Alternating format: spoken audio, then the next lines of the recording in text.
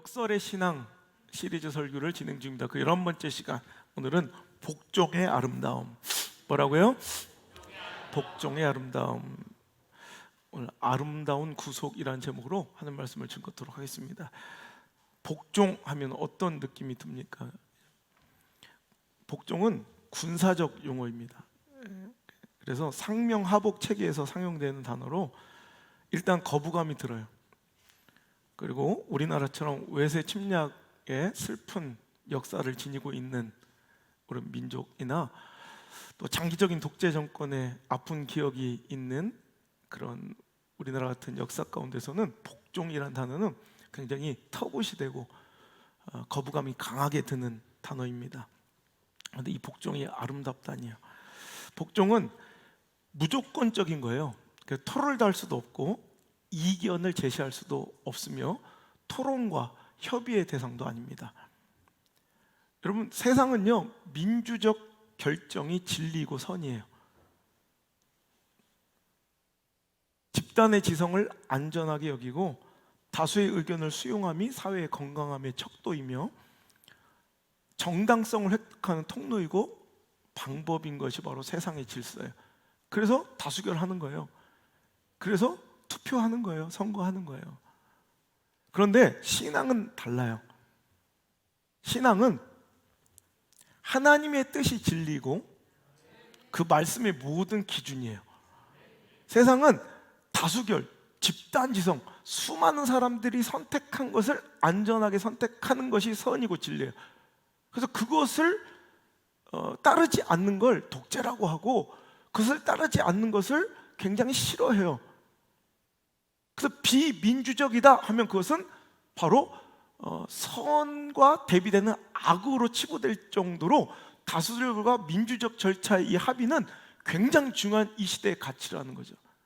그런데 여러분, 신앙은 그냥 다수결, 많은 사람들이 생각하는 의견이 아닌 그냥 하나님의 뜻이 진리예요. 하나님의 뜻이 기준이에요. 하나님의 말씀이 선이에요. 뭐 이유도 없어요. 합리적인 근거도 없어요. 아니, 그렇잖아요. 왜 화목제물을 드렸는데 남은 고기는 그날 밤에 다 먹어야 되고 그 다음 날은 불살라야 되는지 왜 그런지 모르겠어요. 아깝잖아요. 우리 집에서는 용납할 수 없는 일이에요. 그런데 또 그 제사정의 제물 중에 서원하는 제사나 자원하는 제사면 그것을 남겼다 그 다음날 이튿날은 먹어도 되는데 왜 3일날은 먹으면 안 되는지 모르겠어요. 왜 그런지. 왜 성막을 만들 때 가는 배실과 염소털로 양털은 왜 안 되는지 뭐 어떤 합리적 이유나 근거를 제시하지도 않아요. 왜 홍색, 자색, 청색질로 난 노란색이 좋은데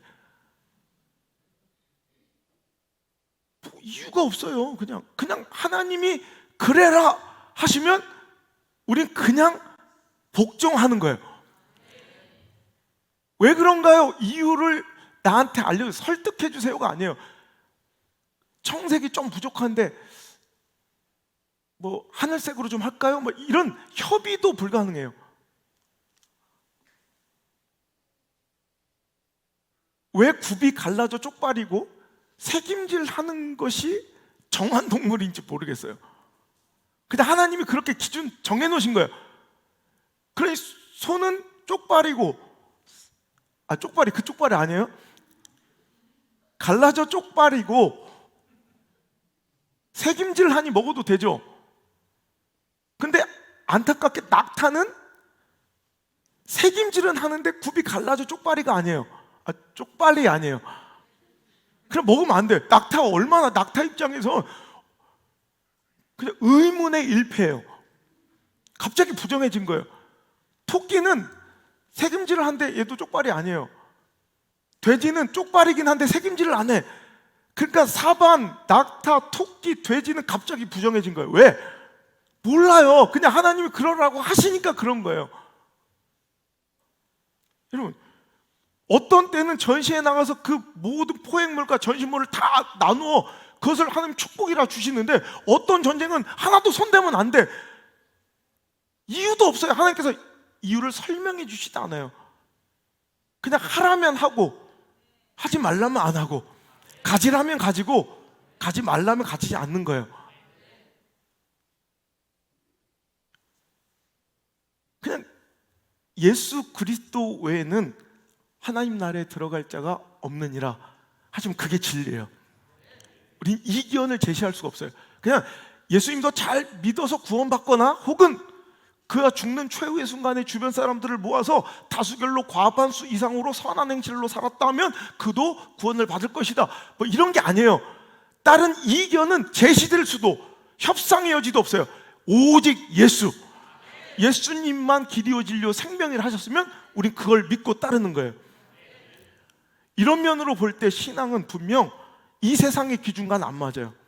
이 시대적 요구와는 완전히 벗어날 때가 많아요. 구시대적 군사문화 같을 때가 많으며, 꼭 신앙 안에서는 독재 같은 느낌에 가까워요. 그래서 이 시대적 가치관으로 세상이 보기에는 전혀 우리의 신앙생활이 나이스해 보이지 않고요, 아름답지 못해요. 하지만 오히려 신앙은 그런 복종이 건강함일 때가 많아요. 맹목적인 복종이 오히려 신앙의 건강함의 지표일 때가 많아요. 신앙을 한마디로 표현하면 이 거룩한 독재의 용납이에요. 그러니까 이 거룩한 독재를 누가 막 복종은 외부의 침략에 의해서 할 수 없이 위협과 협박에 따르는 것, 혹은 그 권세 앞에 짓눌려 하는 것이 복종인데, 신앙은 이 거룩한 독재, 이 독재를 스스로 즐겁게 용납하는, 그러니까 구속되는 거예요.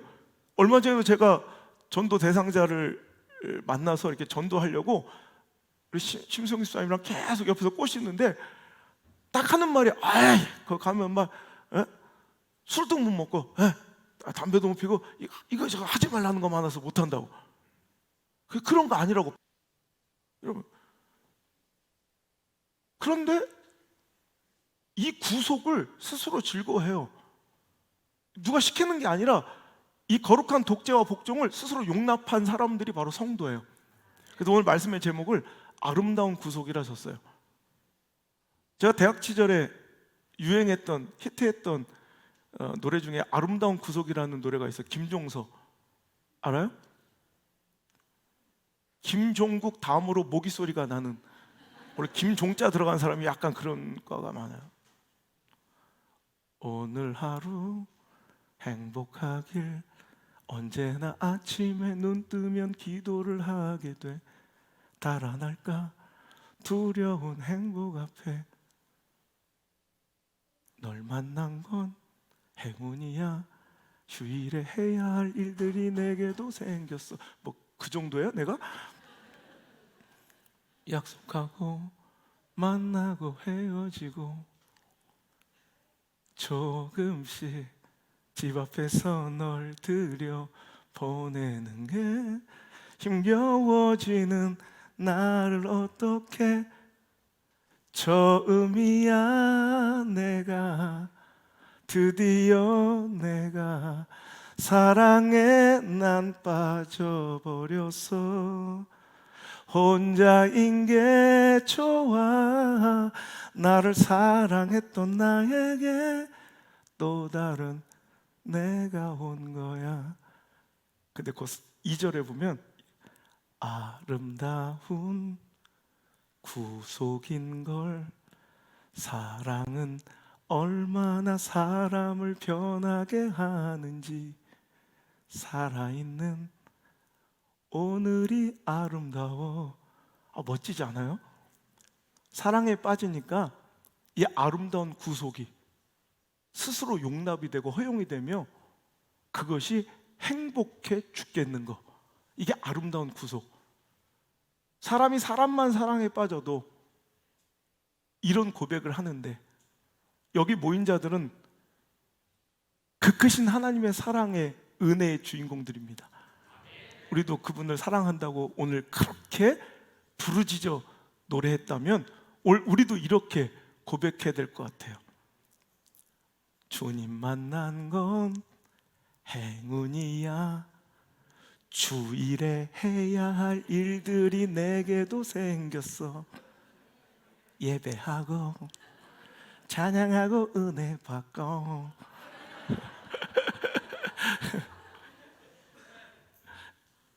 아름다운 구속이에요. 억지로 하는 복종이 아니라 그 구속이 아름다운 거, 그 독재를 스스로 허용하는 거. 여러분, 불합리해 보여요. 무원칙이에요. 원칙이 없어. 어떤 때는 되고 어떤 때는 안 돼. A한테는 옳다 하고 B한테는 또 이게 허용이 안 돼. 그러니까 무원칙인 것 같고 비합리적이고 이해되지 않지만 딱 하나, 하나님의 말씀이니까, 성령님이 주시는 감동이니까 그 한 가지 이유로 그 길을 걸을 수 있는, 그 말씀을 따를 수 있는 사람들을 성도라 부르고요. 성경은 이런 사람들을 믿음의 사람이라 칭찬하며 그들에게 엄청난 축복을 주는 이야기로 성경은 가득 차 있다는 거예요. 아브라함이 이해되지 않죠. 본토 친척 아비집, 이 정든 익숙한 땅을 떠나서 갑자기 가나안으로 가라는 하나님의 말씀 앞에 순종해요. 이게 무슨 이유예요? 설명도 안 해주세요. 예를 들어서 아브라함아 잘 들어라, 이 하란 땅은 곧 흉년이 올 것이다. 근데 가나안 땅은 신도시가 들어설 것이며 땅값이 4배는 올 것이다. 뭐 이런 근거 있는 말씀이 아니라 그냥 가라는 거예요. 100세 얻은 귀한 아들 이삭을 바치라는 그 말씀, 이건 너무나도 불합리하고 비이성적인, 이해되지 않지만 하나님의 말씀이니까 그 말씀에 복종하였더니 복받은 사람, 믿음의 조상이라고 칭찬받는 것, 이게 바로 성경의 이야기예요. 에스더를 보세요. 이건 뭐 상황적으로 맞지 않아요. 남편이 페르시아 제국의 아주 위대한 왕인데 그가 부르지 않았는데 스스로 왕의 뜰을 밟으면 죽는 거예요. 즉각 처형이에요. 근데 오늘도 하나님은 이때를 위해서 내가 너를 준비했다며 왕에게 가서 유다 민족을 구원해달라 청하래요. 이거는 너무 비합리적이고 시대적 상황에도 맞지 않아요. 그런데 그는 이 말씀에 복종하여 죽으면 죽으리다 나갔더니 그 여인 한 명의 순종, 복종으로 인하여 오늘도 유다 민족이 살아나는 것, 이게 성경의 역사예요. 사르밧 과부는 남편 없이 혼자 힘들게 살면서 기근을 만나, 흉년을 만나, 너무너무 힘든 경제 위기 속에서 나뭇가지 몇 가지 주워다가 떡을 구워 먹고 이제 죽을 마지막 식량, 그러니까 장작불을 지피는 것도 아니고 나뭇가지 몇 개 정도로서 요리를 해 먹을 정도로 아주 작은 양의 그 한 줌의 밀가루로 남았는데 갑자기 엘리야 목사님이 신방 오셔가지고 그 떡을 자기한테 달래요. 이거 비합리적이고 비이성적이잖아요. 그런데 그 말씀에 복종했더니 기근이 끝나고 흉년이 끝날 때까지 그 집안에 가루와 기름이 마르지 않는 것, 이게 성경이 믿음의 사람들에게 주는 축복의 이야기예요. 요한복음 2장 가나의 혼인잔치에 포도주가 떨어졌어요. 이건 엄청난 문제, 큰 문제라고 그랬죠. 우리가 생각하는 그 정도가 아니라, 결혼식장에 사이다 떨어진 정도가 아니라 이건 엄청난 문제예요. 그때 예수 육신의 어머님 마리아가 예수님께 부탁하죠. 자, 그리고 나서 마리아가 하인들한테 하는 얘기가 있어요. 그가 너에게 무슨 말씀을 하시든지 넌 그대로 행하라. 이게 뭐예요? 이게 복종이에요. 복종. 이유도 없어요. 뭐 의문 제기하지 말고 토달지 말고 그냥 그가 어떤 걸 시키시든 간에 그대로 행하라 하였더니 물이 포도주가 되는, 그것도 최상급의 와인이 되는 멋진 기적을 체험하더라는 거예요. 여러분, 신앙은 별거 아니에요. 믿음의 성숙은 별거 아니에요. 신앙은 이런 거예요. 자, 이해되지 않는, 불합리해 보이고 상황적으로 맞지 않는 거북스럽고 부담스러운 하나님의 말씀에 그냥 복종해요. 순응하고 오늘도 복종해요. 이게 순종이라고 하는데, 그냥 하나님 앞에 순응하고 복종하였더니 내 수준을 뛰어넘는, 내가 생각지도 못했던 이런 어떤 기적들이, 믿음의 조상이 되고 100세의 아들을 낳고, 그죠? 밀가루와 기름이 떨어지지 않고 홍해가 갈라지고, 그죠? 죽은 자가 살아나고, 놀라운 역사와 승리가, 모든 회복이 일어나는 것, 자, 이걸 경험하게 돼요. 그럼 그때 비로소 그가 느끼는 건 뭐예요? 와, 과연 하나님은 시퍼렇게 살아계시구나. 그러니까 그 앞에 완전히 부복하여 엎드려 겸손하게 그 다음 말씀을 기다릴 수 있는 거.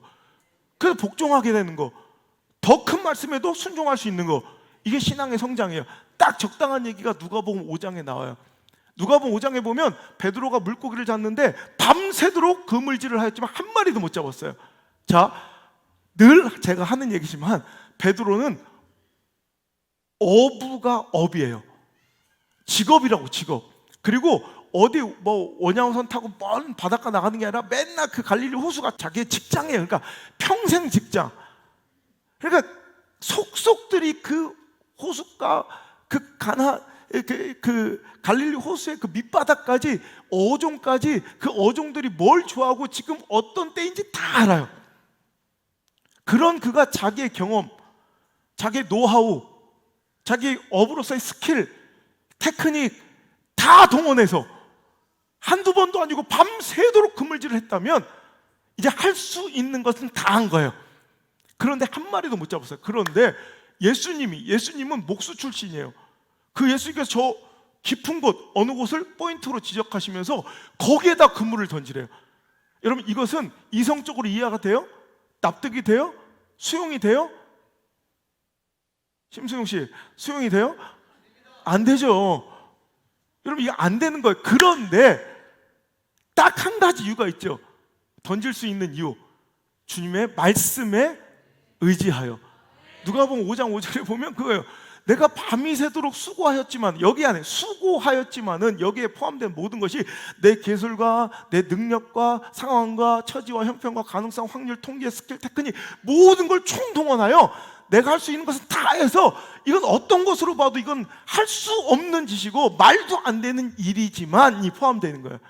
하지만 딱 하나, because you say so, 당신이 그렇게 말씀하시니, 요 한 가지 이유로 그는 그물을 던졌을 때 그물이 찢어질 정도로, 두 배가 잠길 정도로 큰 수확을 한 번에 얻더라. 이걸. 그랬더니 그가 누가복음 5장 8절에 보면 갑자기 예수의 발 앞에 엎드려 주님 앞에 한 내가, 주여 나를 떠나소서, 나는 죄인이로 서이다. 뭐요? 그의 그리스도 되심을, 살아계신 하나님의 아들이심을 인정해 버리는 거예요. 여러분, 이게 신앙의 성장이에요. 오늘도 여러분, 버거운 말씀, 이해되지 않는 말씀에 거룩한 복종을 통하여 이제 그 결과 하나님의 해답지를 받을 때 하나님이 과연 시퍼렇게 살아계시구나, 그걸 알게 되면 이제 그 앞에 완전히 또 넘어져요. 완전히 복종하게 돼요. 완전히 낮아지게 돼요. 그 다음 말씀이 더 순종하기, 복종하기 쉬워져요. 그래서 그것을 이어가는 이 선순환이 바로 신앙의 성장이고 믿음의 성숙이라 하는 거예요. 오늘 본문의 이 사울 왕은 이 믿음의 원리와 신앙의 법칙을 배반했어요. 오늘 여러분, 우리가 다 아는 내용입니다. 사울 왕, 보잘것없는 가문에 보잘것없는 그 한 사람 사울을 왕으로 세워놓았더니 처음에 하나님 말씀대로 잘 순응하여 살아가는 듯 하다가 이제는 그가 받은 축복이, 은혜가 너무 커요. 여러분, 이때 조심해야 돼요. 차라리 빈곤하고 어렵고 아무것도 아닐 때는 주님 말씀에 잘 순종하는데, 하나님 주신 축복이 독이 돼요. 하나님 주신 은혜가 독이 돼요. 이제는 그것이 우상이 돼요. 그 권력을 지키고, 그 영향력을 지키고, 그 축복과 물질을 지키고, 그 관계를 지키느라고 오늘도 하나님의 말씀을 자꾸 타협하게 돼요. 여러분, 어찌 보면 사울은 굉장히 융통성 있고 유두리 있는 사람이에요. 하나님께서 아말렉과 전쟁을 하라 해서 신앙적으로도 완전히 불신앙도 아니에요. 신앙적으로도 목회자가, 주의 종이 시키는 대로 그래도 나아가서 싸워요. 아예 안 나가진 않아. 여러분, 여기서 혹시 우리들의 모습이 보이는지 잘 보세요. 완전히 불신앙자도 아니야. 뭐 예배를 안 드리고 뭐 그냥 하는 족족 그냥 반대하고 뭐 세상에 취해서 사는 것도 아니에요. 거의 우리처럼 살아요. 하나님 말씀하시면 그래도 꽤 열심히 그 모습으로 살아요. 그런데 문제는 뭐냐면, 자, 아말렉을 진멸하니 그 모든 것을, 그냥 눈에 보이는 모든 것을 다 진멸하라는 하나님의 말씀이 선포됐어요. 어떤 때, 이전까지 전쟁은 그렇지 않았거든요. 그때 얻어진 수확물, 전리품을 다 갖고 와서 오히려 자기의 인기가 높아지고 자기의 이 정치적 이런 통솔력과 정당성이 더 권고해졌었거든요. 근데 이번만큼은 달라. 하나님께서 그 모든 것을 하나도 손대지 말고 가지지 말고 다 진멸하라 했어요. 그래서 완전히 또 다 같은 것도 아니에요. 또 어느 정도 또 지켜요. 저 보기 좋지 않은 것들은 다 진멸하고 버렸는데, 이거는 그냥 태워버리고 죽여버리기에 너무 아까운, 진짜 2 플러스 뭐 이런 한우 같은 것들 있죠. 너무 좋은 재물을 하나님의 명령을 저버린 채 이것을 갖고 와서 다 나를 위해서 내 배를 채우겠다는 것이 아니라, 하나님께 예배할 때도 주의 일을 위해서 쓸 수 있잖아요 라고 명분을 자꾸 만들어가요. 여러분, 망하는 인생이 이거예요. 완전히 하나님을 버리거나 예배를 떠나가고 신앙의 자리에 없는 게 아니에요. 오늘 이 자리에 이렇게 예배 드리지만 여기서 진짜로 예배 드린 사람 몇 사람인지를 하나님께서 세고 계신다고. 혹시 졸고 있는 건 아닌지, 그러면서 안 좋은 척 누나를 지금 갑자기 둥그렇게 나한테 뜨고 나를 막 꼬라보는 건 아닌지 하나님 다 아시죠? 저는 어떻게 알 거예요? 그냥 2번 봤을 뿐인데.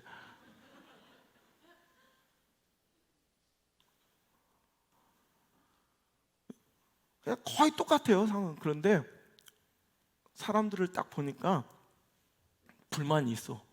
야, 우리가 이렇게 목숨 걸고 나와서 싸웠으면 뭐 좀 가져가야 될 거 아니에요. 남편 전쟁에 보내면서, 아들 전쟁터에 보내면서 얼마나 불안에 떨었을 우리 가족들.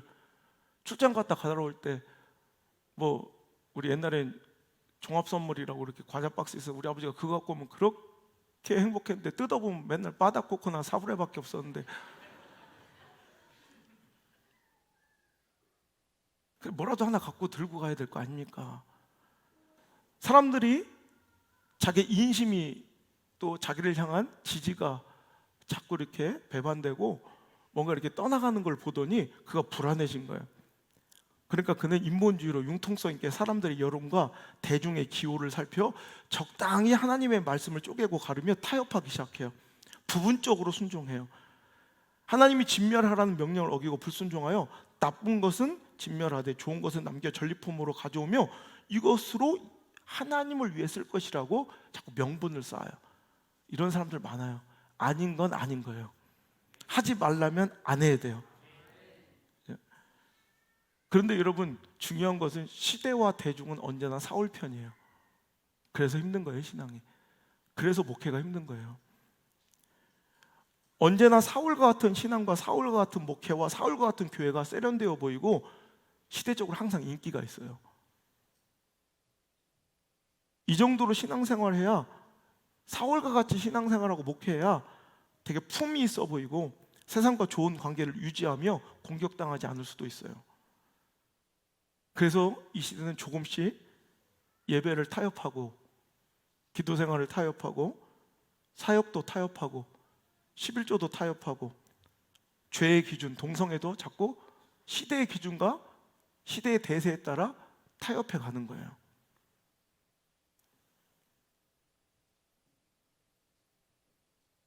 그리고 나서 그러지 않는 믿음의 선택을 오히려 공격하고 오만과 독선의 구제불능이라고 오히려 정죄할 때가 많아요. 그리고 광신도라, 맹신이라 오히려 손가락질을 해요. 하지만 신앙은 거룩한 맹신이고요, 신앙은 거룩한 독재 용납이고요, 신앙은 이 아름다운 복종, 아름다운 구속의 결과물들의 삶으로 증명되는 것이 바로 우리 믿음이라면, 우리는 어떠한 상황 처지 형편에서도 그냥 하나의 말씀이 선이었으면 좋겠어요.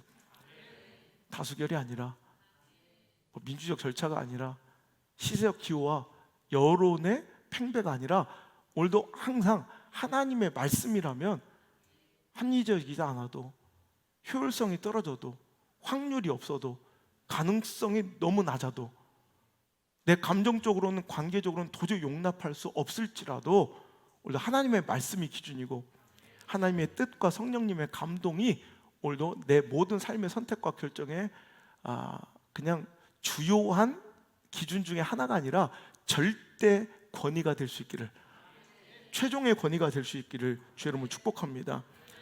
세상 사람들은 이렇게 나이스한 교회와 나이스한 신앙과 나이스한 목사와 말씀을 좋아해요. 너무 막 이렇게 급진적으로 전적으로 원색적으로 믿지 말고 시대가 어느 정도 요구하는 것들을 받아들여주면서 허용하면서 맞춰가는 것을 굉장히 세련되고 인격 있다가 바라볼 수 있어요. 하지만 우리는 분명하게 영적인 흑백 논리 가운데 우리는 서야 돼요. 흑백 논리, 신앙, 이 세상에서는 싫어하는 단어고 되게 고지식해 보이고 안 좋아하는 부정적인 단어이지만 신앙은 무조건 흑백 논리예요. 거룩한 흑백 논리. 어둠 아니면 빛이에요. 야, 빛과 어둠이 공존할 수 있어요? 없어요. 빛이 있으면 빛이고 빛이 없는 것이 어둠이지 빛과 어둠은 공존하지 않아요. 죽음 아니면 생명이에요. 중간 단계는 없어요. 순종 아니면 불순종이에요. 중간 단계는 없어요. Keep going, 성장 중 아니면 죽어가는 거지 소강 상태는 없어요. 근데 우린 자꾸 회색지대를 만들어서 자꾸 이렇게 타협점을 만들어 가요. 이게 어찌 보면 가장 큰 우상이고 가장 두려운 이단일 수도 있어요. 우리 안에 너무나도 친숙해져 있는 이단과 우상, 여러분 이것들을 박살내고 깨트리는 귀한 결단의 시간이 되시기를 주 여러분 축복합니다. 심성 집사님이랑 같이 이렇게 있다가 지인한테 전화가 왔는데 내가 들으려고 들은 건 아닌데 이렇게 소리가 들리더라고. 되게 심 집사님을 위하고 사랑하는 사람 같아요. 그랬더니 하여튼 그 얘기 이제 일요일 날 골프를 치러 가자, 놀러 가자. 그리고 어디 술 한잔 하자 그러니까 저는 절대 이제 주일날은 안 나갑니다. 아무것도 안 합니다. 교회만 있으면. 그리고 이제 술 안 마십니다. 딱 얘기하더라고. 그랬더니 거기서 너무 막 안타깝게 소리가 들려와요. 옆에 목사가 있는지도 모르고. 아이고 종교 생활 하는 건 좋은데 심사장 너무 심취하지 마세요. 이게 세상의 말이에요. 이게 심집사님 비단 심집사님한테만 향하는 말이 아니라 이게 세상이 우리한테 하는 말이에요. 다니되 너무 그렇게 깊이 빠지지 말게. 이런 세상의 말을 들을 것인가, 아니면 너희는 그냥 뜨뜻미지근한 시장이 아니라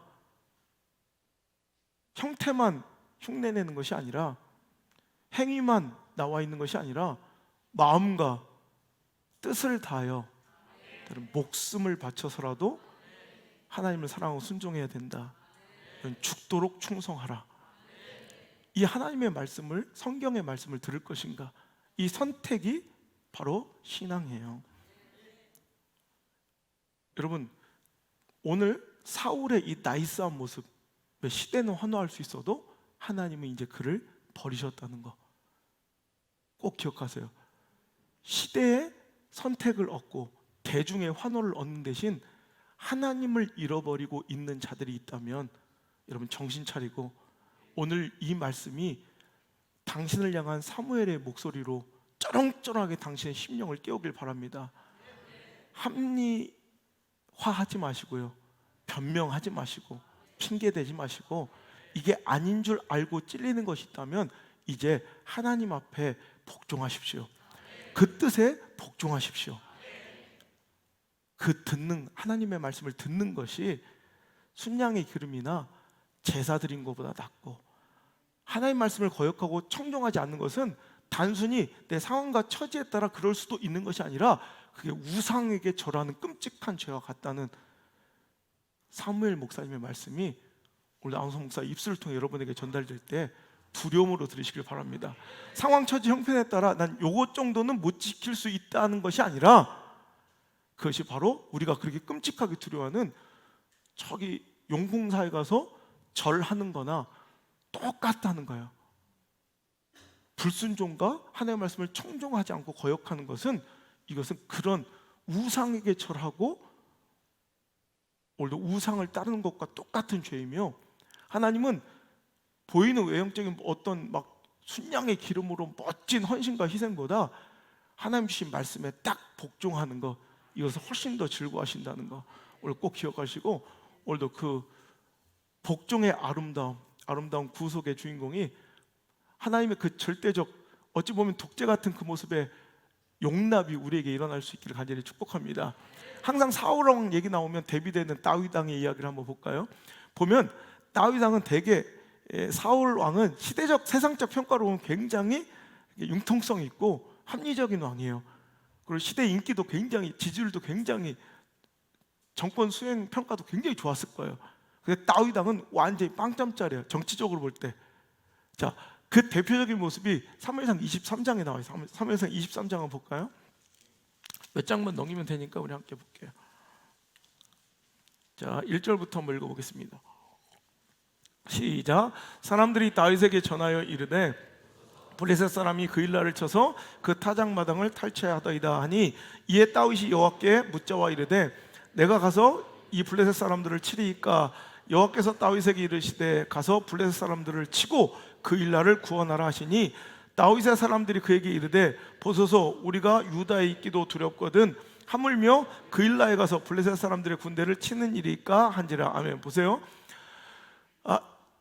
제가 설교 많이 해서 뭐 이 전 내용을 아시는 분들이 더 많을 텐데, 이 전에 그는 지금 사울 왕이 정권하에, 지금 사울 왕이 아직도 집권하고 있는, 사울의 힘이 너무너무 강한 그런 유다 땅에서 그가 도저히 사울 왕의 정적이 돼요. 사울의 시기와 질투를 이제 입으니까 도저히 유다 땅에 살 수가 없어서 이제 가드로 광야로 막 도망쳐 다니는 거예요, 여기저기를. 자, 그런데 도망쳐 다니다가 실로 오래간만에 이제 안락함을 얻은 게 22장이에요. 자, 그가 이제 자기를 따르는 400명의 무리가 생겼고, 또 거기다가 자기 부모 형제를 만났고, 모압 왕이 제공하는 요새까지 제공받아 그는 이제 실로 오랜만에 도망자의 신세로 계속 살다가 오랜만에 발 뻗고, 오랜만에 안식을 얻고, 오랜만에 안전을 보장받아 또 부모 형제와의 즐거움, 이런 유익도 누리며 딱 살고 있을 때 낯선 지자가 와서 하나님의 말씀을 전하는데 여기 있지 말고 유다 땅으로 들어가래. 이런 유다 땅에 누가 있어요? 나를 죽이려는 사울 왕이 있어요. 그런데 유다 땅으로 가라는 그 말씀에 다윗은 합리적이지도 않고 이해되지도 않는 이 말씀을 거역하거나 뭔가 반박하거나 이유를 알려달라고 나를 설득해달라고 요구하지도 않고 그냥 그 말씀에 바로 순종해서 유다 땅으로 들어왔어요. 그 이야기가 23장이에요. 그랬더니 지금 유다 땅에 들어와서 그 400명의 부하들과 조용히 숨죽여 있는 것만 해도 힘들어 죽겠는데, 갑자기 하나님께서는 그에게 어떤 명령을 내리세요? 그일라 백성들을 자꾸 괴롭히는 블레셋 사람들과 전쟁을 벌이라는 명령을 내리세요. 자, 그랬더니 그 부하들이 이제 들고 일어난 거예요. 지금 우리가 사울 왕이 나를 찾아 죽이려고 하는데 우리는 이 유다 땅에 있는 것만으로도 두렵거늘 어떻게 전쟁을 벌인단 말입니까? 한마디로 말하면 내 코가 석자인데 지금 누구를 우리가 돕겠단 말입니까? 라고 모든 부하들이 지금 다 다윗에게 반대표를 던져요. 자, 오늘날 같으면 민주적 절차로 다수결로 진행하고 투표하고 선거하면 오늘 분명히 다윗은 졌어요. 모든 다윗 빼고 모든 사람들이 전쟁에 그 일날을 구원한 이 싸움에, 블레셋과의 이 전투에 반대표를 던졌어요. 하지만 딱 한 사람, 다윗 왕만은 달라요. 왜? 다윗 왕은 모든 선택과 결정의 기준이 누구예요? 대세예요? 승률이에요? 상황이에요? 처지예요? 형편이에요? 내 관계, 주변 사람들이 아니에요. 딱 하나, 하나님의 말씀이 그의 선택과 결정의 기준이에요. 우리처럼. 그랬더니 4절, 그는 다수결에 의해서 사울처럼 대충 눈치 보고 여론을 따라간 게 아니라, 4절 읽겠습니다. 시작. 다윗이 여호와께 다시 묻자온데 여호와께서 대답하여 이르시되 일어나 그 일나로 내려가라. 내 손에 넘기리라 하신지라. 다윗과 그의 사람들이 그 일나로 블레셋 사람들과 싸워 그들을 크게 쳐서 죽이고 다윗이 같이 그 일나 주민을 구원하니라. 아멘. 자, 오늘 그의 부하들은 만장일치로 다 싸움에 나갈 것을 반대했지만 다윗은 그때 그들의 여론이나 그들의 반대를 행하는 사람들의 정치력 이런 걸 보는 게 아니라 또 싸움에 나가서 이길 수 있는 싸움의 가능성이나 지형적 유불리를 계산하는 게 아니라 딱 하나, 또 뭐예요? 기도해요. 하나님께 또 여쭤요. 하나님, 상황이 이런데요. 그래도 하나님, 내가 나가 싸워야 됩니까? 하나님의 대답은 똑같아요. 나가 싸워라. 그의 결정은 뭐예요? 다수결입니까? 민주적 절차입니까? 협의와 의논입니까? 아니죠. 하나님의 말씀으로 그는 전쟁에 나가서 그일라 사람들을 구원했다는 거예요. 여러분, 굉장히 냉혹해 보이는 독재자 하나님이고 정말 융통성 없어 보이는 고지식한 독재자 다윗의 모습이에요. 중요한 것이 이거예요. 그런데 언제나 하나님은 다윗 편이셨고, 이런 선택을 한 다윗의 승리로 끝나는 것이 성경의 이야기고 역사예요. 물론 보면 세상적으로, 시대적으로는 굉장히 좋아 보이진 않아요. 하지만 하나님의 말씀이 분명할 때 그 말씀에 복종하는 것, 이게 결국 신앙인데 우리가 그렇게 하고 있느냐는 거예요. 그럼 하나님과 다윗 사이를 보세요. 또 다윗과 그의 추종자들, 부하들의 사이에 전혀 민주적, 합리적, 이성적 논의나 협의는 찾아볼 수가 없어요. 그냥 명령만 있고 복종만 있을 뿐이에요. 이걸 독재라고 그래요. 그러나 이것은 그냥 독재가 아니라 신앙의 거룩한 독재예요. 이거 용납하지 못하는 이 시대 사람들 많아요. 그래서 이 민주적 절차와 의의 민주적 의사결정을 신앙 안에서 하지 않는 걸, 그렇게 하는 걸 선이라고 진리라고 치부하는 교회들도 굉장히 많아요. 절대로 아니에요. 성경에는 그렇지 않은 것이 거의 대부분이고요. 다수결에 의해서 결정난 것은, 민주적으로 선택된 것은 구약시대 모든 민족이 찬성하여 하나님의 말씀 대신 그들은 금송아지를 만들어 절했던 적이 있고요. 다수결로. 신약에서는 다수결로, 민주적 의사결정 방법으로 예수님을 십자가에 못 박은 적은 있어요. 성경은, 신앙은 절대로 다수결이나 민주적 절차로 합의하거나 하나님의 뜻이 이끌려간 적이, 하나님의 역사가, 그 섭리가 이끌어진 적이 한 번도 없다는 거예요. 그래서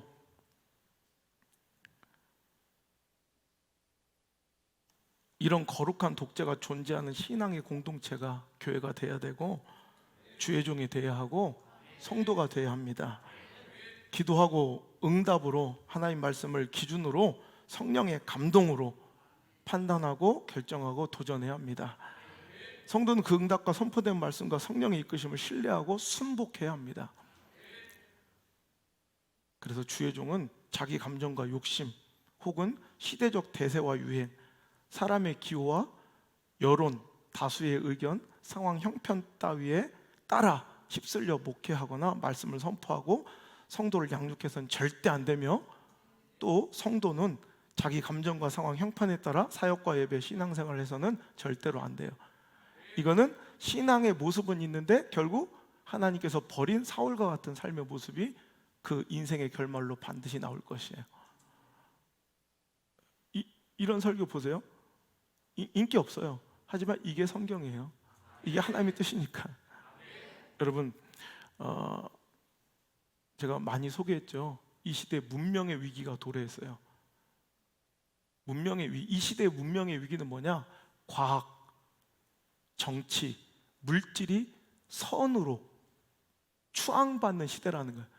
과학이 진리고 물질 만능, 또 정치가 대세인 거예요.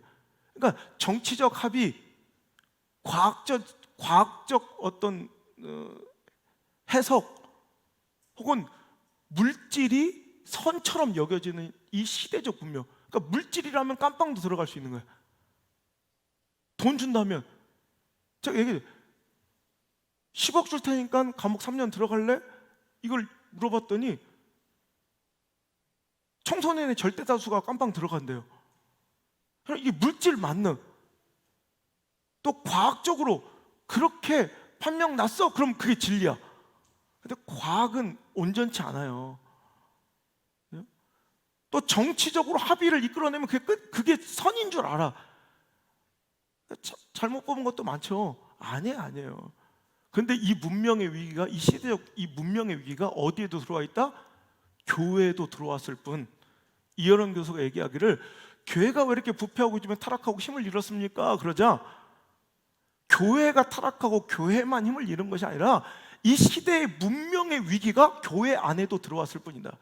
교회 안에도 어느 순간부터 이성적 과학이, 정치적 합의가, 물질이, 그것이 선이라 추앙받는, 그러니까 어때, 번영주의 신앙, 성장주의 신앙. 여러분, 교인 수가 많은 게 진리예요? 그건 아니에요. 껍데기가 큰 게 진리예요? 그건 아니에요. 근데 그렇게 추앙받았었던 때가 있어요. 코로나가 그것을 박살낼 거라고 좀 믿어요. 여러분, 과학이 진리예요? 아니에요. 정치가 진리고 선이에요? 아니라니까. 근데 그 문명의 위기가 교회 안에 찾아와서 그것을 따라 교회가 경영되기 시작했다고. 여러분, 과학과 일반 지식은요, 수많은 의문과 질문을 통해 발전하고 성장해요. 그래서 제가 우리 물맷돌 학교에서도 자꾸 질문하게 해요. 자꾸 그냥 따라가지고 계속 질문하게 하고 토론하게 하고 자꾸 뭘 얘기하게 해요. 과학은, 그러니까 이 시대 이성적 문명은요, 토를 달고 자꾸 질문하고 반기를 들고 그래야 발전을 하는 게 이 이성적 문명이고 과학적 이 이론들이에요. 그런데 신앙은 절대 질문이 허용되지 않아요. 절대 복종해요. 왜 그렇습니까? 없는 거예요. 그냥 해요. 그냥. 그 절대 복종을 수용하는 사람들, 그걸 아름답게 스스로 구속되는 사람들, 이게 크리스찬이라니까요. 여러분, 당신은 어떻습니까? 하나님의 말씀이 혹은 때론 주의 종의 권면과 신앙적 명령이 이해되지 않을 때가 많습니까? 그래서 억울한가요? 이걸 물어보고 싶더라고요. 이유라도 알려달라고 항변하고 싶진 않습니까? 왜 그래야 되는데 이유라도 알려달라. 이런 사람 많거든요, 저한테.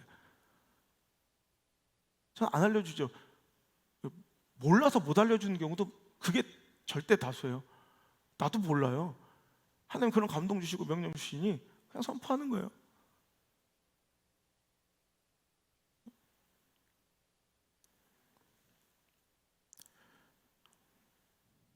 이해할 수 있는 타당한 이유나 명분이 있어야, 그런 명분이 있어야 꼭 순종하는 사람들이 있어요. 당신은 혹시 그런 세련되고 지적인 성도 아니십니까? 여러분, 이렇게 한번 이해해 볼까요?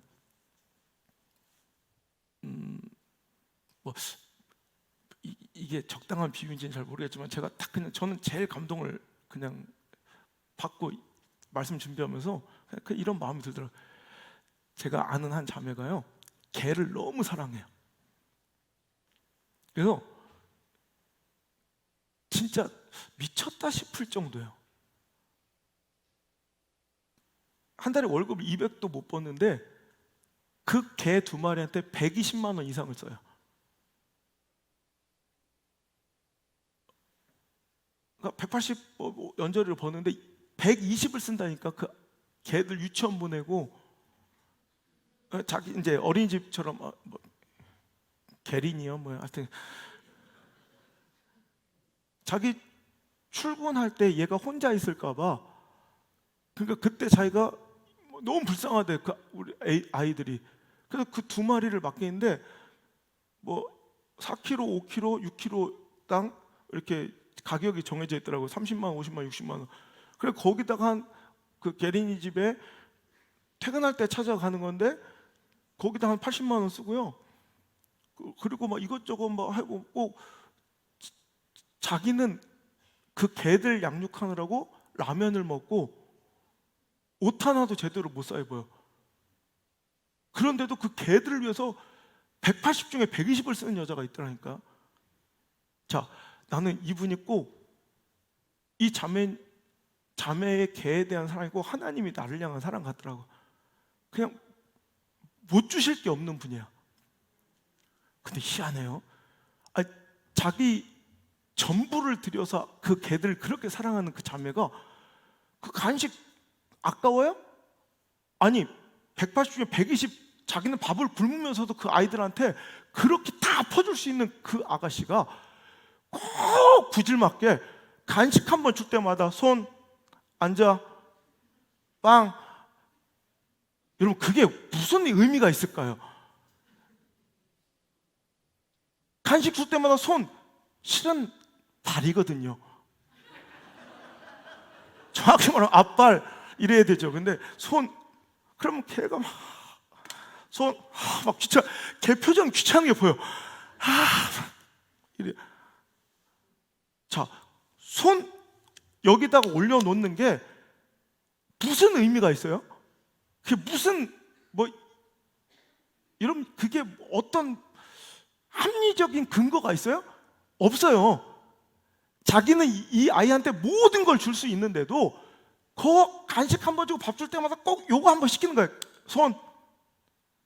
이거는 뭔가 이 손을 올리는 행위에 이유가 있고 목적이 있는 것이 아니라 그러면서 흐뭇해하는 거야.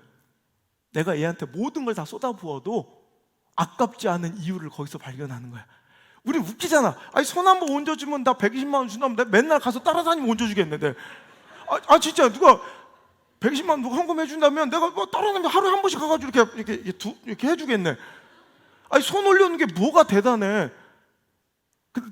나는 이렇게 올려 물구나무를 서도 그 사람은 나한테 50만 원도 안 줘. 근데 그 강아지가 자기한테 손 한 번 올려주는 걸 막 그렇게 행복해. 거기서 느끼는 거예요. 아, 나만 얘를 사랑하는 게 아니라 얘도 나를 사랑하는구나. 얘가 과연 나의 소유가 맞고 내가 얘의 주인이 맞구나. 기다려, 안 먹어. 그러면서 느끼는 거야 또. 얘는 정말 나를 필요로 하는 거지 내가 주는 무언가를 필요로 하는 애가 아니구나. 이걸 느끼며 120만을 써도, 아니 180의 전부를 써도 아깝지 않은 감동과 사랑을 느끼는 거라면, 여러분 하나님이 당신에게 그거 못하게 하셔서 혹은 그거 드리게 하셔서 무슨 의미가 있을 거 아니야. 마치 강아지가 주인 앞에 발 한번 올려두는 것과 똑같은 거예요. 의미가 없어요. 이유도 없어요. 합리적 근거도 없어요. 그냥 하지 말라면 안 하면 되고, 하라면 함으로 내가 이 인생의 주인이구나 하나님 느끼시고, 예수님은 이 사람은 그냥 나를 필요로 하는 거야. 나를 좋아하는구나. 내가 주는 어떤 상황과 어떤 것을 좋아하는 것이 아니라 그냥 나를 따르는구나를 확인하고 싶을 뿐이에요. 그러니까 이유가 없죠. 이게 바로 제자와 무리의 차이라고 그랬죠. 복음서에 보면 예수님을 쫓아다니는 수많은 사람들이 있었죠. 엄청난 군중들이 있었지만 예수님은 꼭 구분해서 말씀하셨죠. 뭐라고? 제자와 무리라고 따로 꼭 구별을. 예수님을 따르는 제자와 무리들에게 말씀하여 이르시되, 제자는 뭐예요? 그냥 예수님이 좋은 사람들, 그냥 예수님을 따르는 사람들이 제자예요. 그런데 무리는 뭐예요? 예수님이 주시는 무엇인가가 필요한 사람들이 무리예요. 이런 면으로 볼 때 제가 키우는 강아지 순둥이, 영어명 제시카는 참 가슴이 아팠어. 어저께 너 제시카 내일 설교에 등장하겠다. 제가 어저께 너무 이제 집중이 안 돼서 말씀을 준비하는데, 그래서 일부러 얇은 옷을 입고 저 마당에서 일부 그 추운데 책상을 하나 갖다 놓고 새벽까지 그냥 책상을 그 마당에서 그냥 일부러 아이스 커피를 먹으면서 말씀을 준비했어요. 그래서 갑자기 말씀을 준비하다 제시카가 보이는 거야. 한 200번 외쳤어요. 앉아. 제시카 앉아. 제시카 앉아. Sit down. 한 번도 안 앉았어요. 정말 징그럽더라고. 그러니 내가 간식을 넣어놓는 캐비넷이, 그걸 열자마자 탁 앉아. 걔는 sit down, get back 영어로 해도 다 알아들어요. 간식만 들면 그냥 무조건 다 해요. 근데 진짜 내가 어저께 빈유로나 간식을 안 들고 안절을 200번 외치는데 진짜 한 번도 안 왔더라고. 느꼈어요. 얘는 잠부하고는 종자가 다르구나. 우리 제시카는 처음 보는 사람도 검은 비닐봉지만 들고 있으면 가서 들어 누워요. 복종을 해요. 그냥. 검은 비닐봉지가 무엇일까요? 우리에게 제공되는 상황, 병 고침, 어떤 물질, 그죠? 우리는 그 검은 봉지만 상황적, 환경적, 내가 좋아하는 기후와 취향과 쾌락과 그런 검은 비닐봉지, 세상의 물질과 감정적 유익이라는 검은 비닐봉지만 흔들어주면 언제나 가가지고 거기를 따라갈 수 있는 순둥이 같은 성도들은 아닌가. 근데 진짜 사랑의 관계는 그거예요. 봉지가 없어도, 혹은 주인은 멀쩡한 고기 앞에 두고 먹지 말라고 기다려 했는데 옆에서 처음 보는 사람이 지가 제일 좋아하는 소세지를 갖고 흔들어도 거길로 가지 않는 거, 이걸 기다릴 수 있는 거. 여러분, 이게 진짜, 제가 여러분 또 개라고 해가지고 좀 비유해서 좀 그런가요? 나 이게 가장 적당한 비유 같아. 그리고 가끔씩 하나님께서 외치시는 손. 솔직히 제시카가 뒤로 몇 걸음 물러나는 거, 그게 나한테 뭐가 의미가 있어요? 들어 눕는 거, 앉는 거, 그게 뭐, 그냥 그런데 시켜보고 싶어요. 그냥 난 이게 하나님의 마음은 아니실까라는 생각이 들어요. 얘는 내가 필요한 거구나. 광주는 내가 필요하구나. 내가 주는 무엇이 필요한 것이 아니라, 내가 주는 무엇이 필요한 사람들은 언제나 그 비스무리한 검은 봉지만 세상이 제시하면 반드시 글로 가요. 우리는 그 검은 봉다리에 휘둘린 자들이 아니라 오늘도 그냥 말씀에 구속되어 복종됨이 훨씬 더 즐거운 자들, 그런 자들 되시길 주의 이름으로 축복합니다. 그러니까 복종의 아름다움의 첫 번째는 그 사랑을 서로 간에 확인하는 작업. 이게 복종의 아름다움의 유익이에요. 두 번째, 복종의 아름다움이 두 번째 유익이 있다면 바로 내가 상상할 수 없는 축복과 그런 역사가 시작된다는 유익이 있어요. 여러분, 이거예요. 복종의 아름다운 이유는 그 복종, 이해되지 않는 복종을 통해서 서로 간에 사랑이 확인되고요. 하나님 그 사랑을 느끼시는 거, 우리에게. 두 번째는 하나님 나에게 주시는 축복, 내가 이해할 수 없는, 나는 상상도 못할, 나는 기도조차 못했던 하나님의 축복의 섭리들이, 역사들이 시작되는 그 시작점이 바로 이 복종이라는 거예요. 여러분, 내가 버겁고 힘들게 일을 해내는 것이 아니라 복종하면 그때부터 일이 막 되어지는 것을 경험해요.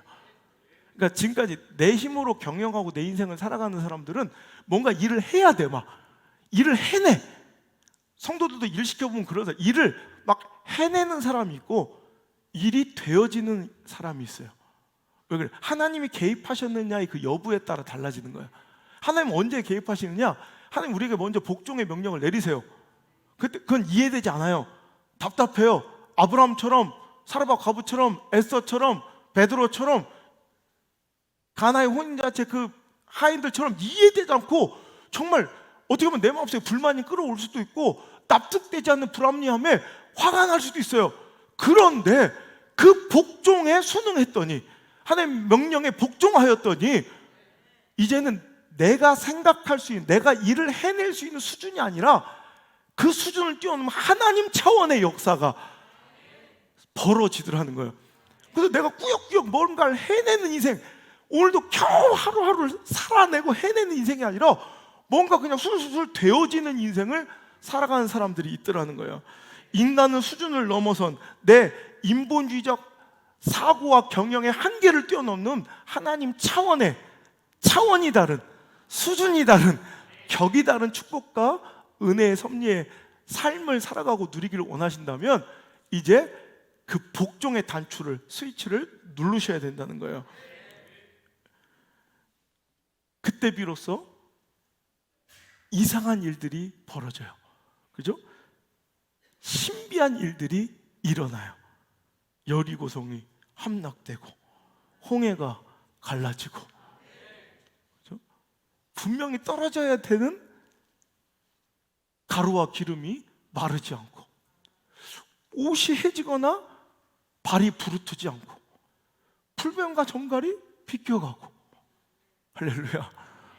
중풍병자가 나음을 입고, 눈먼 자가 눈을 뜨고, 이런 인간의 이성으로 이해되지 않는 하나님 차원의 일이 벌어지려면 인간의 이성으로 이해되지 않는 하나님의 말씀에 복종해야 그 일이 시작되는 거예요. 근데 우리는 사울처럼 늘 인본주의로, 이성적으로 뭔가를 판단하고 이해하고 납득하고 설명해달라고 요구를 하고 있다는 거예요. 그러니까 그 수준의 삶을 벗어나지 못한다는 거죠. 여러분, 나에게 그 불합리하고 당황스러운 명령을 주시는 분이 누구십니까? 오늘 이 질문에 답해 보셔야 돼요. 목사님, 그 목사님 이전에 누구십니까? 하나님. 하나님이 어떤 분이십니까? 지난주에 말씀을 기억해 보세요. 우리에게 중독되셔서 나 같은 걸 절대로 버리거나 끊을 수 없는 분, 그래서 독생자 아들을 주시면서까지 나를 살리셔야 했던 분, 나를 끊을 수 없고 포기할 수 없어서 스스로 십자가에 올라가 자기 모든 피를 다 쏟아 부으신 분, 그분이 나에게 하시는 말씀이라면 그 말씀이 저는 정답이라고 생각해요. 그 말씀에 반드시 축복이 있다고 믿어요. 아니, 나를 위해 아들도 주실 수 있는 분이 나에게 뭔가를 지금 요구하고 계시다면 나는 분명히 믿어요. 나는 믿어요. 그 말씀을 통해 하나님께서 내가 상상할 수 없는 차원과 수준의 놀라운 역사들을 이루실 것이라고 믿어요. 여러분, 이 납득되지 않는 절대 복종 한 번이 여러분의 인생을 좌우해요. 제가 지난주에 제가 신방 갔다 그런 설교를 했어요. 가만 생각해 보면 내가 맨날 잘하는 것도 아닌 것 같다. 나 목사로서 항상 이렇게 순종하고 주님의 뜻을 쫓아 살아가십시오 이렇게 설교하다가 이사신방 갔다가 가만 보니까 나도 그렇게 잘 못 사는 것 같더라고. 그래서 내가 그랬어요. 설교하다가 미안하다고. 근데 나도 그렇게 잘 못 사는 것 같다고. 그런데 나도 그렇게 잘 못 사는데 이상하게 나는 잘 되는 것 같다고. 당신도 나처럼 잘 됐으면 좋겠다고. 가만 생각해 보니까 이해되지 않고 납득되지 않았던 그 하나님의 거룩한 독재를 수용하고 그 명령을 복종한 그 한 번이 어떤 데 10년을 먹여 살리더라. 내가 순복음이라는 한 번도 다니지 못한 교단으로 와서, 순복음의 불모지 미답지 울산으로 와서 이 시골 남창에 와서 개척한 이 절대 복종 한 번, 요게 나 10년을 먹여 살리더라. 정말 하기 싫었는데 이 5번 이 건축하라는 이 명령과 하나님 시키신 이 학교 이런 거 하나가 또 나를 10년을 먹여 살릴 거다. 그러니까 매번 잘할 수는 없는데 정말 이해되지 않는 내 인생에 절대적인 이정표들이 있다. 그게 바로 절대 복종이었다. 납득되지 않는 어떤 하나님의 선언이 떨어졌다면 여러분 기회로 여기세요. 그 복종이 아름다운 거예요. 그 복종이 축복이에요. 나를 이토록 사랑하시는 분이 나에게 뭔가를 말하신다면 그것이 잘못될 길로 나를 인도하시겠냐는 거예요. 절대 그렇지 않다는 거죠. 여러분, 제가 강릉에 집회를 갔습니다. 요즘 강릉하면 뭐가 유명해요? 네, 커피. 요즘 강릉 커피가 됐어요. 대구 사과, 나주 배, 영동 영덕, 거기는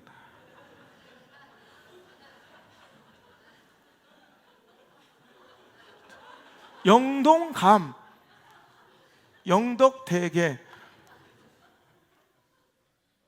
남창 온양수목교회, 남창 장 누구야 장?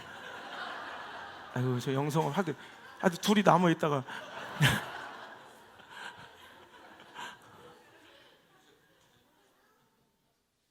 여러분, 근데 지금은 강릉 커피가 되어버렸어요. 희한해.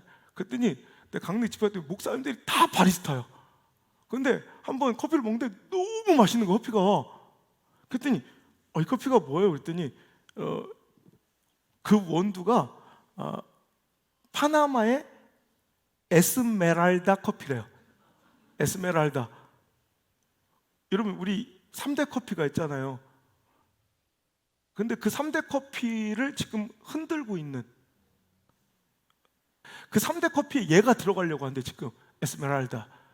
근데 너무 재밌는 것은 원래는 이 에스메랄다 커피 원두는 실패한, 맛이 없어서 실패한 품종이래요.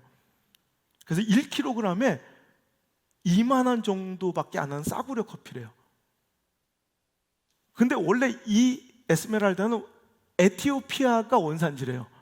근데 이 에티오피아에서 맛이 너무 없어가지고 저가의 싸구려 커피로 취급되며 이 에스메랄다는 1kg에 2, 3만 원밖에 안 하는 너무 싸구려 커피였는데, 이 똑같은 에스메랄다 이 나무를 파나마에 갖다 심었더니 대박이 난 거야. 너무 맛있어진 거야. 똑같은 나무가 어디에 심겨졌더니 파나마에 심겨졌더니 생두 1kg에 지금 30만 원이 넘는 최고급 커피, 명품 커피로 거듭나서 세계 3대 커피의 자리를 지금 위협할 정도로 맛있다는 거죠. 갑자기 생각이 났어요. 시냇가에 심은 나무, 그는 철을 따라 열매를 맺으며 그 잎사귀가 마르지 않는 것 같으니 그가 하는 모든 일이 다 형통하리로다. 나무 종자가 대단한 게 아니더라고. 이 에스메랄다는 똑같은 나무 종자인데 어디에 심겨졌느냐, 그죠? 에티오피아에 심겨졌을 때는 싸구려 인생이야. 그런데 그게 어디에? 파나마로 옮겨져 심었더니 명품 커피로 탄생하는 것처럼 그는 시냇가에, 광야 사막 가운데서 물이 절대로 마르지 않는 오아시스 시냇가에 뿌리를 내리고 심은, 시냇가에 심은 나무처럼 철을 따라 열매 맺어 잎사귀가 무성하고 마르지 않는, 무엇을 하든 형통한 자가 바로 우리 성도일 수 있다는 거죠. 왜? 언제? 이해되지 않는 하나님의 말씀에 복종할 때. 여러분 보세요. 시편 1편 그 3절의 말씀, 그는 시냇가에 심은 나무. 도대체 그는이 누구냐는 거예요. 그는 시냇가에 심은 나무가 철을 따라 열매 맺으며 그 잎사귀가 마르지 않은 것 같으니 그가 하는 모든 일이 다 형통하게 해줄 거래. 부러워요, 안 부러워요? 그럼 도대체 그는이 누구냐는 거예요. 그는을 포함하고 있는, 그는이 받고 있는 것이 1절, 2절 전부예요. 자, 시편 1편을 펴서 3절에 그는을 동그라미 치고 그것을 1절, 2절을 이렇게 괄호를 쳐서 그걸 다 받는 거예요. 공부 안 해봤어요? 그러니까 1절, 2절 전체를 포함하는 게 3절의 그는이에요. 그 그는의 정체를 한번 밝혀보면 1절 시작.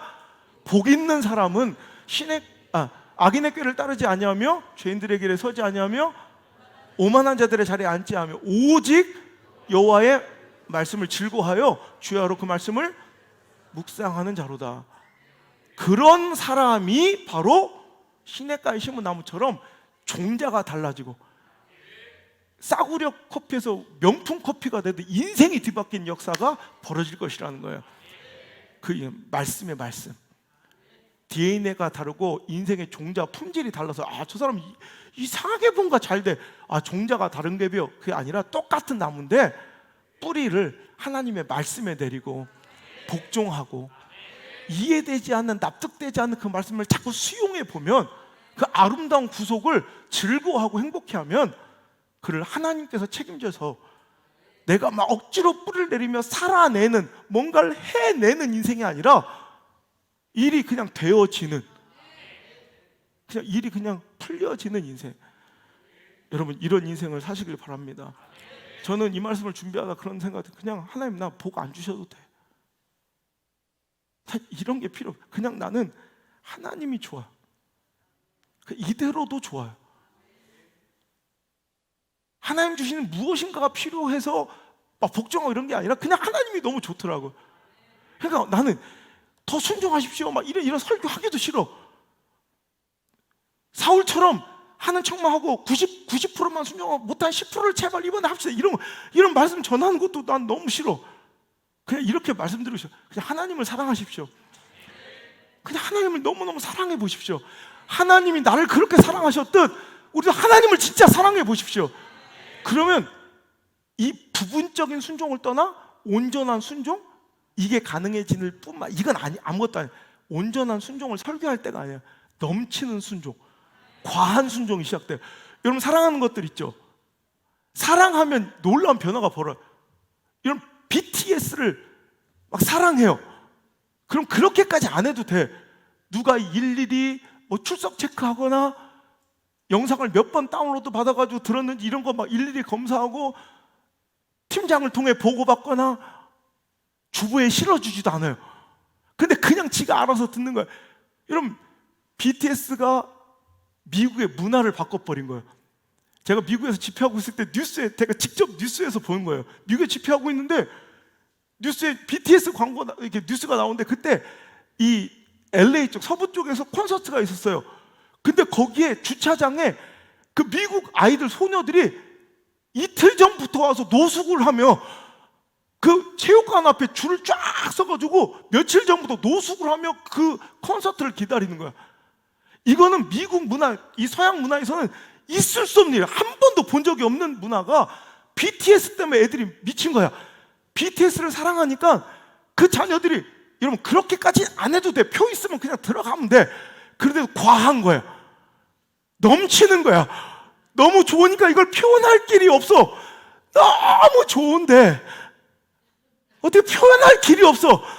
그러니까 오빠야 보러, 정국이 보러, 우리 비 보러 이틀 전부터 내가 그냥 이 따뜻한 침대에서 기다릴 수가 없어, 오빠의 아들을.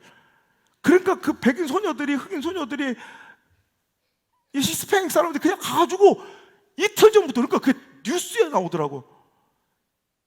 우린 이거 당연한 모습이, 빠순이들, 그죠? 저스틴 비버 같은 거 좋아해서는 이런 열정이 안 나와. BTS 정도가 돼야 노숙을 시작하는 거야. 과한 사람. 그러니까 도대체 엄마 아빠가 볼 때 이 시대의 기성세대들이 미국의 그 BTS에 열광하는 자기 자녀들이 이해가 되지 않고 걱정되니까, 도대체 어떤 놈들이길래 노래도 무시무시한 다이너마이트 막 이러니까, 그래서 어떤 놈들인가 들어보는 거야. 들어보다 보니까 좋은 거야. 그럼 다시 한번 들어보니까 그러다 중독된 거야. 그러니까 빌보드 차트 1위가 된 거, 엄마 아빠들이 계속 들어서. 그래서 어느 순간 엄마가 국자 대신, 후라이팬 대신 아미밤을 들고 있는 거야. 그렇게 되는 거예요. 과한 충성. 여러분, 애플바들 있죠, 애플바. 그냥 아이폰 신형 나오면 돈 주고 사면 돼. 근데 이틀 전부터 밤을 새요, 매장 앞에서. 막 눈물을 흘리며 그 첫 번째 애플폰을 사려고. 과하잖아요. 왜 그래? 사랑하니까. 사랑하면 뭐 누가 그렇게 막 시키는 것도 아닌데도 지가 그냥 넘칠 정도로 해요. 축구 좋아하는 사람들, 우리 친선 경기 있었던 날, 우리 안드레 그 전날부터 막 유니폼을 입고 그냥 그대로 동면에 들어간 것처럼 스타킹까지 신고 이렇게 잘. 내가 좋아하는 팀의 챔스 결승전 국가대표 경기를 보기 위해서 그 새벽 막 경건한 마음으로 유니폼까지 다 갖춰 입고 텔레비 앞에서 막 그 휘슬을 울리게 밤을 꼬박 새워 기다려. 그렇게 안 해도 돼. 자다 일어나도 돼. 근데 그러기엔 내 마음이 흡족치 않은 거야. 왜?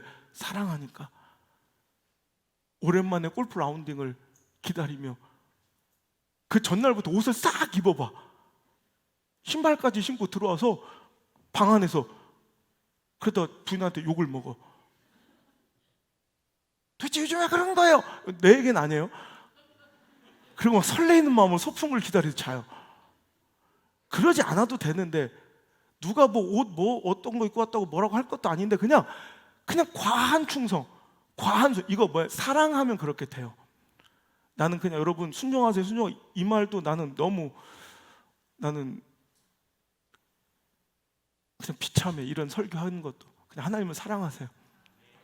하나님 더 사랑하세요. 그럼 그냥 부분적인 순종에서 온전한 순종으로 옮겨질 뿐더러 그냥 넘치도록 과한 충성과 순종.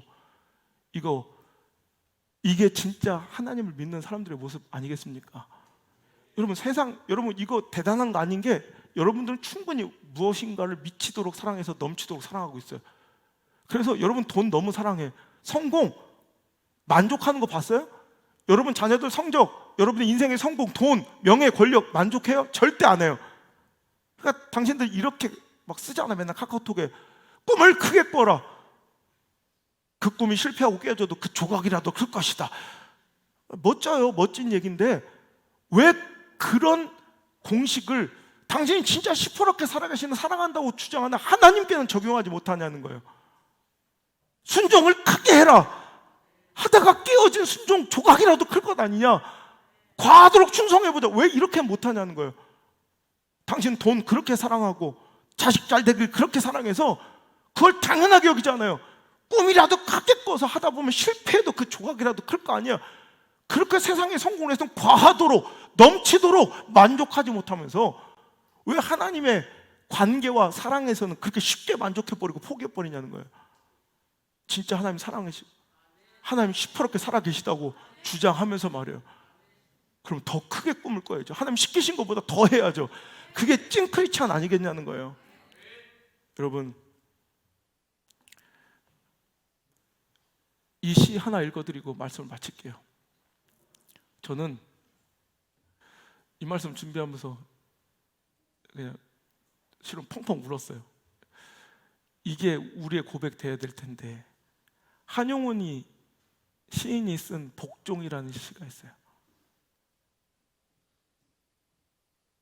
남들은 자유를 사랑한다지만은 나는 복종을 좋아하여요. 자유를 모르는 것은 아니지만 당신에게는 복종만 하고 싶어요. 복종하고 싶은데 복종하는 것은 아름다운 자유보다 더 달콤합니다. 그것이 나의 행복입니다. 그러나 당신이 나더러 다른 사람을 복종하라면 그것만은 복종할 수가 없습니다. 다른 사람에게 복종하려면 당신에게 복종할 수가 없는 까닭입니다. 여러분, 이 고백이 실은 우리한테 나와야 될 텐데, 복종이 싫어요? 사랑하지 않아서 그래요. 복종이 거북해요? 사랑하지 않아서 그래요. 세상 사람들도 이렇게 노래요. 진짜 사랑하는 사람 만나면 남들은 다 자유가 좋다지만 난 복종이 좋은 거예요. 복종하고 싶어 복종하는 것은 달콤한 아름다운 자유보다 더 달콤한 거예요. 그것이 나의 행복이라고 고백하며, 주님 저에게 어떤 명령도 내려주세요. 하지만 딱 하나, 나를 떠나라 하면, 하나님을 떠나라 하면, 하나님보다 다른 걸 더 사랑하라면 전 그것만큼 복종할 수 없습니다 라고 고백할 수 있는 진짜 크리스찬 되시기를, 진짜 목사가 되기를, 진짜 교회가 되기를 소망해 봅니다. 그분이 어떤 분이십니까? 나를 포기하지 못하고 끊을 수 없어 멈출 수 없는 사랑으로 나를 지켜보시는 그분이십니다. 그분의 멈출 수 없는 사랑을 우리가 받았은즉 우리도 그분을 사랑하고 넘치도록 복종하며 이 연약하고 비루한 인생을 귀하다 하시는 그 하나님께 나의 신뢰와 믿음을 올려드립시다. 그리고 그 끝은 반드시 하나님의 축복이면 내 수준과 차원을 뛰어넘는 놀라운 역사일 줄 믿읍시다. 찬양합니다. 멈출 수 없는 사랑 내게 주소서. 아버지의 눈물 그 사랑을 멈출 수 없는 사랑 내게 주소서. 십자가에 달린 이 사랑이 있어야 복종할 수 있습니다. 멈출 수 없는 사랑 내게 주소서. 아버지의 눈물 그 사랑을 끊을 수 없는 사랑 내게 주소서. 십자가에 달린 그 사랑 멈출 수 없는 사랑 주소서.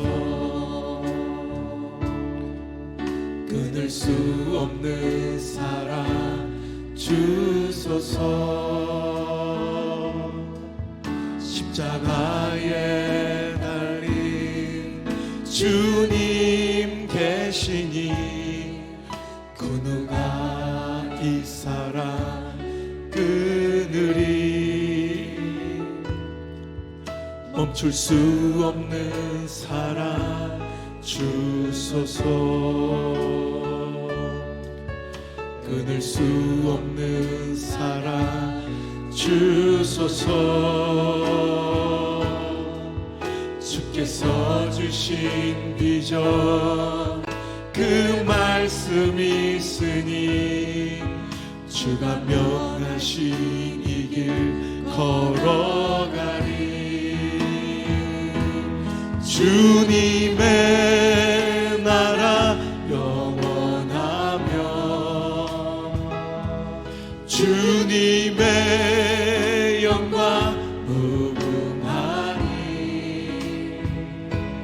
나그네 된 나의 삶 감사하리. 마음 다해 주님을 찬양해. 멈출 수 없는 사랑 내게 주소서.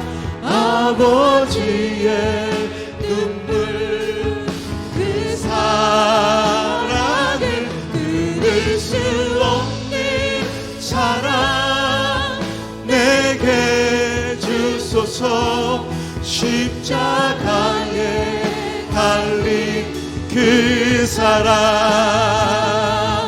멈출 수 없는 사랑 내게 주소서. 아버지의 눈물 그 사랑이 끊을 수 없는 사랑 내게 주소서. 십자가에 달린 그 사랑 멈출 수 없는 사랑 내게 주소서. 아버지의 눈물 그 사랑을 끊을 수 없는 사랑 내게 주소서. 십자가에 달린 그 사랑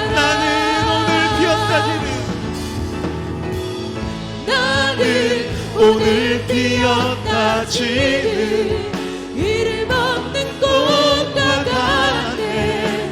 바다에 있는 파도 안개와 같지만 주는 나를 붙드시고 부르짖음 들으시며 날개 하나 하시네.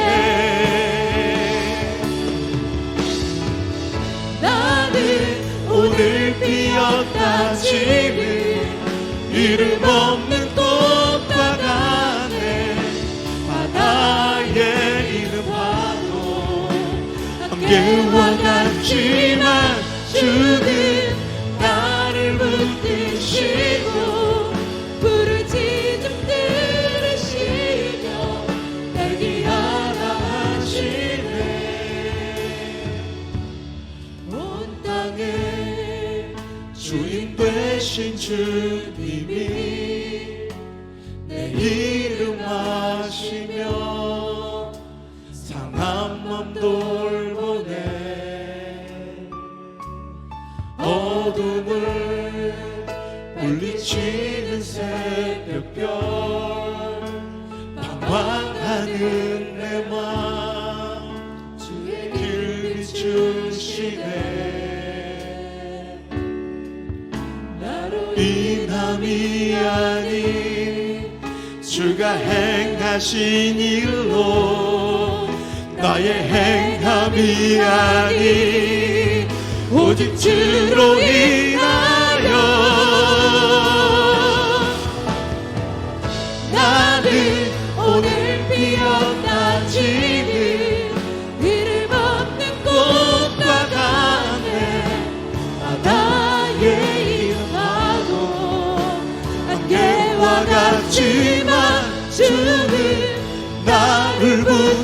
붙드시고 부르짖음 들으시며 날개 하나 하시네. 나로 인함이 아닙니다.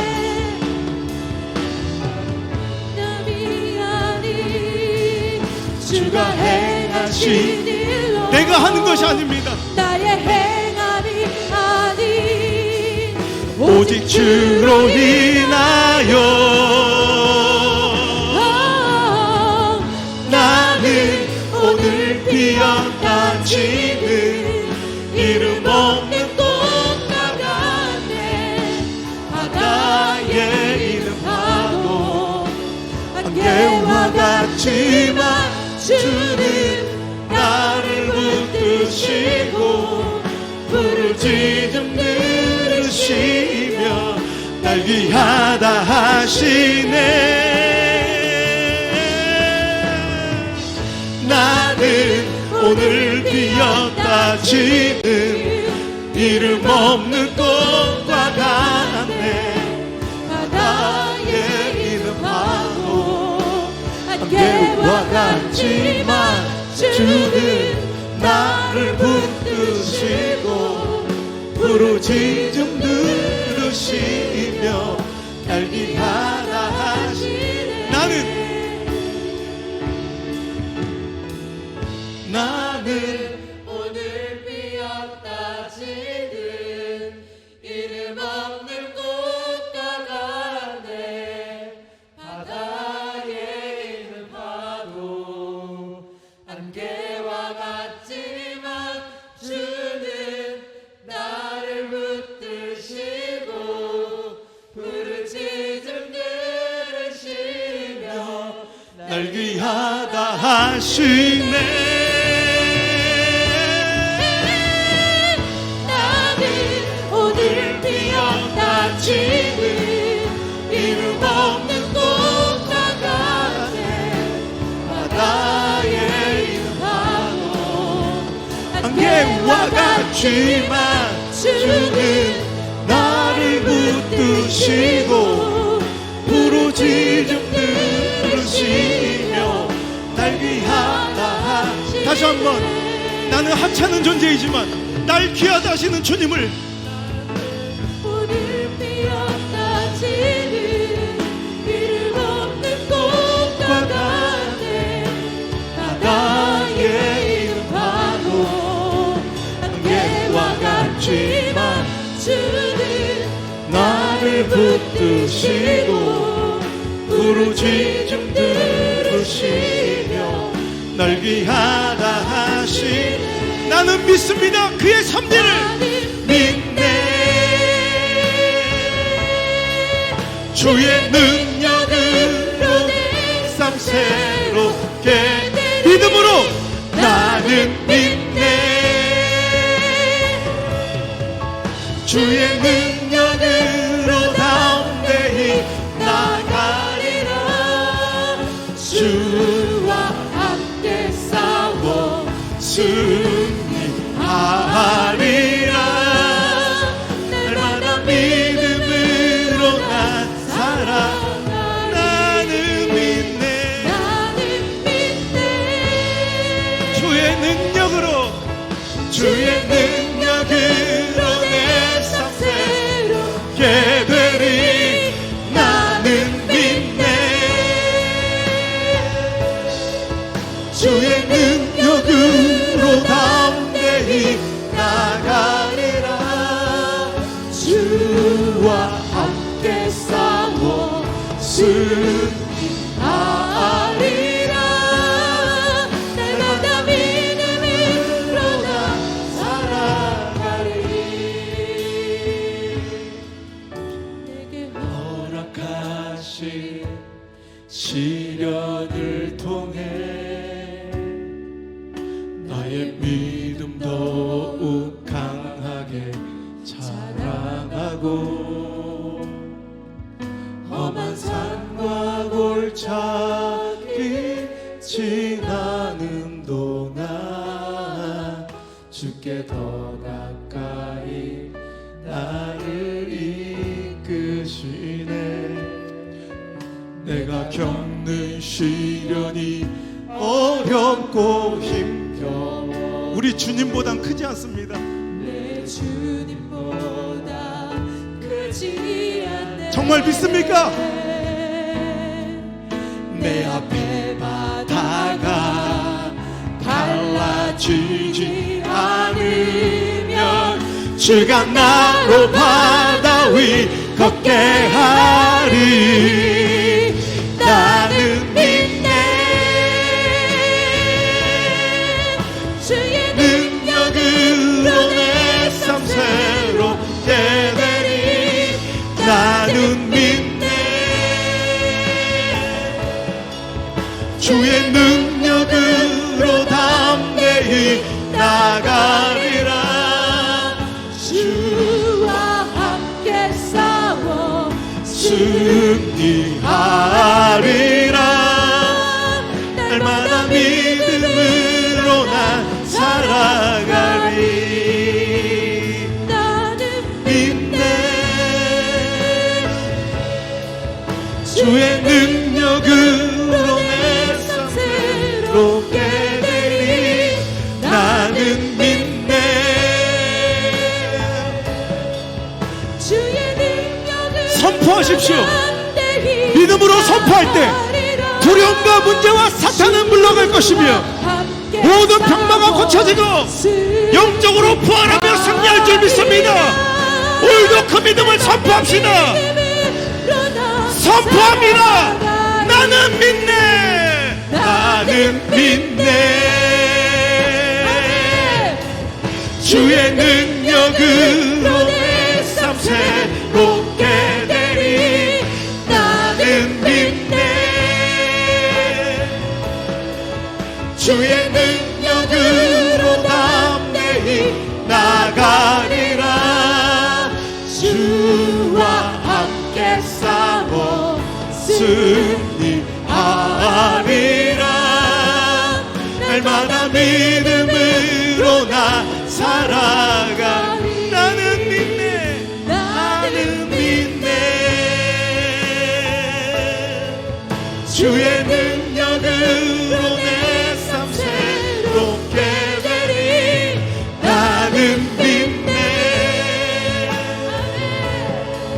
주의 능력으로 담대히 나가리라. 주와 함께 싸워 승리하리라. 날마다 믿음으로 난 살아가리. 우린 믿네. 주의 능력으로 내 삶 새롭게 되리. 나는 믿네. 주의 능력으로 담대히 나가리라. 당신 혼자가 아닙니다. 주와 함께 싸워 승리하리라. 날마다 믿음으로 나 살아가리. 나는 믿네. 주의 능력으로 내 삶 새롭게 되리. 나는 믿네. 주의 능력으로 담대히 나가리라. 주와 함께 싸워 승리하리라. 날마다 믿음으로 나 날마다 믿음으로. 날마다 믿음으로 나 살아. 날마다 믿음으로만 살아갈 것입니다. 날마다 믿음으로 나 살아. 날마다 순종으로. 날마다 순종으로만 살아가리. 할렐루야. 우리 하나님께 감사의 영광이 받습니다. 나를 사랑하셔서 독생자 아들을 주실 만큼 끊을 수 없는 사랑에 중독되어 계신 하나님, 우리는 믿습니다. 이해되지 않고 불합리해 보이고 비이성적으로 느껴질지라도